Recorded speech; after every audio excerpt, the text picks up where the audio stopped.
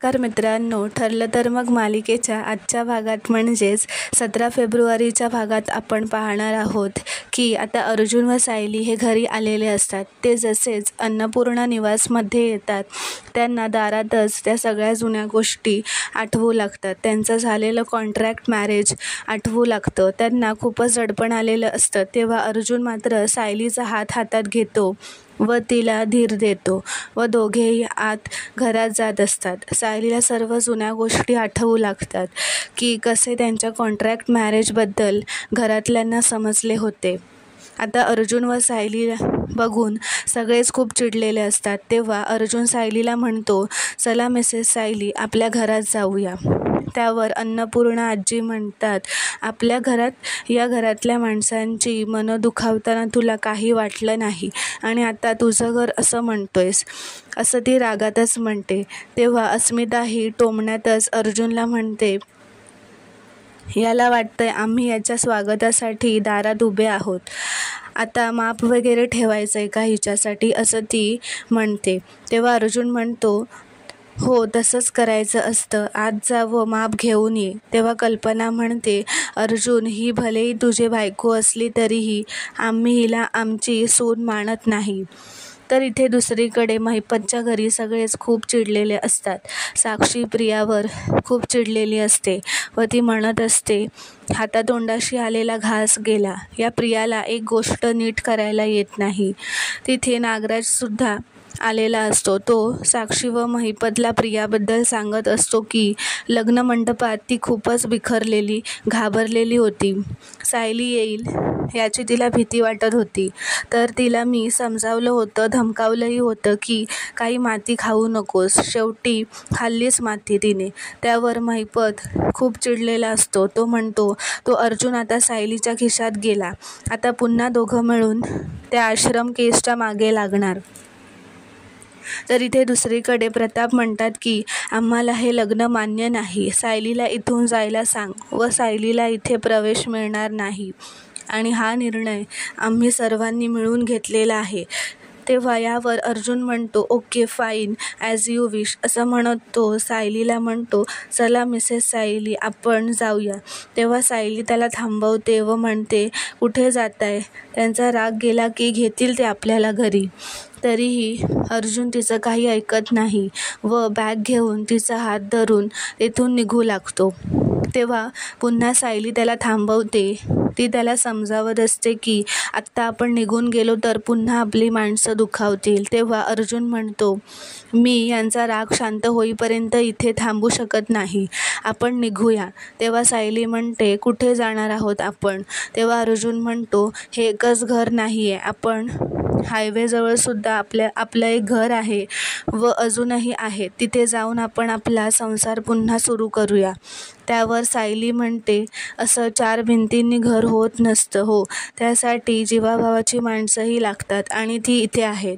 त्यांच्या मनात आपल्याबद्दल खोलवर प्रेम आहे आणि फक्त गुंतवणूक म्हणून घेतलेली जागा मला नको आहे.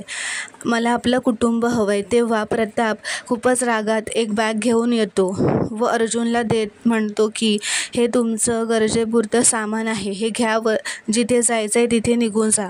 पूर्णाजी म्हणते, आणि यापुढे या घराचा उंबरा देखील ओलांडायचा नाही.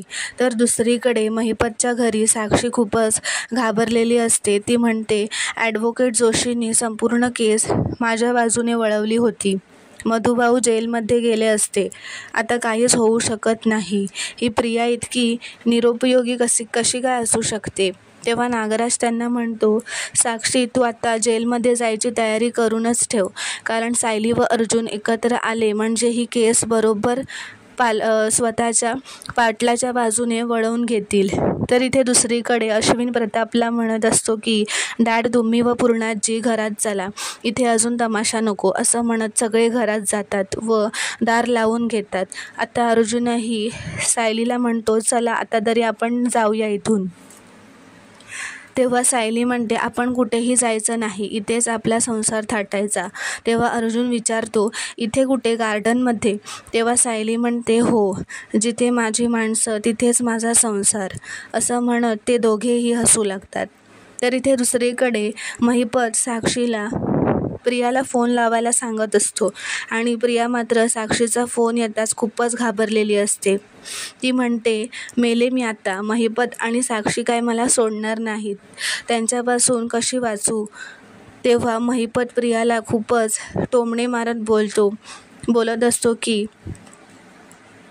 तेव्हा प्रिया म्हणते, कशाला आता जखमेवर मीठ चोळताय? तेव्हा महिपत म्हणतो, अर्जुन अजून तुला जखमा झालेल्याच नाही आहेत. आता तुला कुठे कुठे व कशा जखमा होतील ते बघ आणि लगेचच इथे ये आम्हाला भेटायला. तेव्हा प्रिया म्हणते, मला जरा बरं वाटत नाही आहे. मी बरं वाटलं की येते, असं ती नाटक करत म्हणते. तेव्हा नागराज पण म्हणतो की आत्ताच्या आत्ता इथे ये. प्रिया पण म्हणते की तुझी सर्दी, खोकला, ताप कसा बरा करायचा हे आम्हाला चांगलंच माहिती आहे, त्यामुळे लवकर ये. तर इथे दुसरीकडे सायली व अर्जुन मिळून एक छोटासा तंबू बांधतात. तेव्हा अर्जुन म्हणतो, या सगळ्याची काय गरज आहे? आपण आपल्या एखाद्या फ्लॅटवर जाऊन कम्फर्टेबली राहू शकतो. त्यावर सायली म्हणत असते की किती छान घर उभारलं आहे आपण.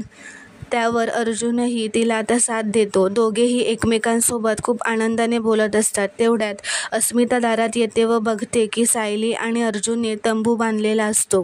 ती लगेच सगळ्यांना बोलवते. प्रताप म्हणतात की हा काय थिल्लरपणा चालला यांचा, आपण लगेच जाऊन त्यांना थांबवायला पाहिजे. तेव्हा कल्पना म्हणते व ती त्यांना थांबवते व म्हणते की आता आपण नको काही करायला, कारण उगाच रात्रीचा तमाशा होईल. आपण सकाळी काय ते बघूया. आत्ता पूर्णाजी पण झोपल्या आहेत, असं म्हणून ते सगळे आत निघून जातात व दरवाजा लावून घेतात. तर इथे दुसरीकडे प्रिया ही महिपतच्या घरी आलेली असते. इथे सगळेजण प्रियावर चिडलेले असतात. तिला म्हणत असतात, तुला वाटेल ती सगळी मदत केली होती, तरी तुला त्या सायलीला अर्जुनपासून लांब ठेवता आलं नाही. तेव्हा प्रिया म्हणते, अर्जुनसोबत माझं लग्न झालं नाही म्हणून माझंही आयुष्य उद्ध्वस्त झालंच आहे. तुम्ही उंटावरून शेळ्या हाकत होता.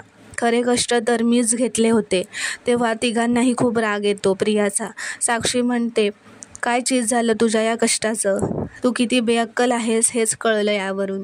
तेव्हा प्रियाही तिच्यावर रागावून बोट दाखवत म्हणते, माझी अक्कल काढायची नाही आणि आज मी थोडीशी कमी पडले म्हणून मला प्लॅनमधून बाहेर काढायचा तर विचारही करायचा नाही.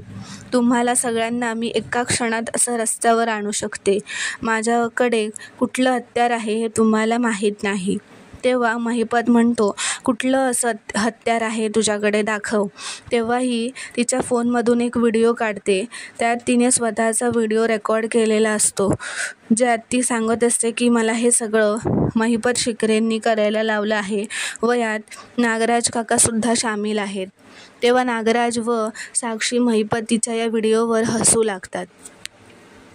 तर इथे दुसरीकडे सायली चूल तयार करत असते. ती लाकडं आणून चूल पेटवत असते. अर्जुन येतो व शेकोटी पेटवत असते. अर्जुन येतो व सायलीला म्हणतो, आपल्या घरच्या लोकांना आपण इथे नको आहोत हे मला दिसतंय, पण तुम्हाला का नाही दिसू शकत? तेव्हा सायली म्हणते, आज आपण त्यांना नको असू, पण उद्याचा दिवस वेगळा असेल. अहो, आपली माणसं आहेत ती, कधी ना कधी आपल्याला स्वीकारतील. तेवढ्यात अर्जुनला कुसुमताईचा फोन येतो. तो सायली खूपच उत्साहात अर्जुनच्या हातातून काढून घेते व स्वतः उचलते. कुसुमताई विचारत असते सायलीला की तिथे सगळं ठीक आहे की नाही, तिथे काही प्रॉब्लेम तर नाही झाला ना? तेव्हा सायली म्हणते, मी यांच्यासोबत असताना खूपच खुश आहे व कायमच खुश राहीन. माझी काळजी करू नको व मधुभाऊंनाही सांग माझी काळजी करू नका. तू काळजी घे आणि मधुभाऊंची आणि स्वतःची काळजी घे. इथे दुसरीकडे महिपतच्या घरी साक्षी, महिपत व नागराज प्रियाला खूपच रागात बोलत असतात. तेव्हा नागराज ही एक लाल पोटली दाखवतात प्रियाला, ज्यात सगळं सत्य लपलेलं असतं. ती प्रियासमोर काढतो. त्यात प्रियाचा लहानपणीचा फोटो असतो. नागराज प्रियाला सांगतो, हा फोटो जर मधुभाऊ बघतील तर ते लगेच ओळखतील की ही आपली लहानपणीचीच प्रिया आहे. त्यावर प्रिया म्हणते, त्याने काय फरक पडणार आहे? तेव्हा साक्षी म्हणते, हा फोटो जर सुभेदारांनी पाहिला तर त्यांच्या लक्षात येईल की हा फोटो व खऱ्या तन्वीचा फोटो तर वेगळा आहे. तेव्हा नागराज प्रियाला आणखी एक गोष्ट सांगतो की प्रियाच्या लहानपणीच्या फोटोमागे मधुभाऊंनी प्रिया लहानपणी सापडल्याची तारीख लिहिली आहे आणि दादाचा ॲक्सिडेंट झाला त्याच्याशी ही तारीख मॅच होत नाही असं म्हणत तो म्हणतो, तुझ्या खोट्या बापाला दाखवायचा का हा तुझा फोटो? बघू त्याची काय रिॲक्शन येते. तेव्हा साक्षी खूपच घाबरते. तेव्हा महिपत पण प्रियाला अजून घाबरवतो. तो म्हणतो, किल्लेदार पण प्रियाला काही सोडणार नाही हे सगळं सत्य कळाल्यावर. असं ऐकताच प्रिया खूपच घाबरते. ती विचारते, ही पोटली तुमच्याकडे आलीच कशी? तेव्हा नागराज सांगतो, ही पोटली कशी त्यांनी प्रियाच्या रूममधून चोरलेली असते. तर इथे दुसरीकडे अर्जुन व सायली आता जेवत असतात, आनंदात एकमेकांना भरवत असतात आणि सायली खूपच भावूक झालेली असते, कारण तिला घरच्यांची आठवण येत असते. तिला खूपच भरून आलेले असते. हे सगळे बघून अर्जुन मनातच म्हणतो की तुम्ही माझ्यासाठी खूप सफर केलं आहे मिसेस सायली, पण आता मी तुमच्या डोळ्यात पाणी निघू देणार नाही. मी तुम्हाला तुमचा मान मिळवून देणारच. तर मित्रांनो, पुढील भागात आपण पाहणार आहोत की अर्जुन सायली पुन्हा सुभेदारांच्या घरात जायला दारात येऊन उभे राहतात. तेव्हा पुन्हा त्यांना सर्वजण अडवतात. पूर्णाजी म्हणते, आम्ही हिला सून मानत नाही. पण अर्जुन खडसावूनच म्हणतो की तुम्हाला हिला सून मानावंच लागेल, कारण मला माझ्या आजी व आईने शिकवलंय बायकोच्या मागे खंबीरपणे उभं राहायचं. तेव्हा अर्जुन स्वतःच सायलीसाठी माप ठेवतो व सायलीला माप ओंडाळून घरात आणतो. सायली घरात येते व म्हणते की आज तुम्ही सगळे मला स्वीकारत नाही आहात, पण लवकरच मी तुमचं मन जिंकून घेईन.